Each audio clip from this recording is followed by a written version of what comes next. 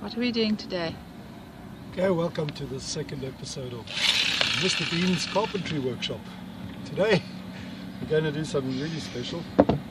This is normally would be a trestle which you would lay things on to cut them with a jigsaw. Well, today ons gaan braai and we don't have any wood to cut, so we're going to cut this thing apart. Alright, let's go. Well, just fold it out. That's so easy. How do you get to these things? Ah, there you go. Try from here. I'm distracted.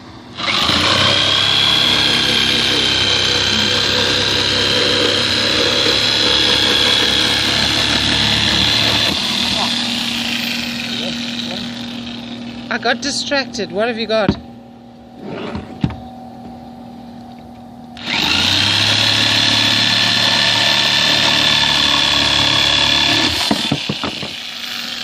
Well, now it's already not really usable as a trestle anymore.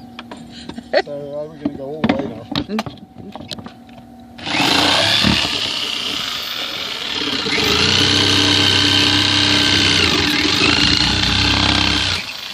Watch the boat.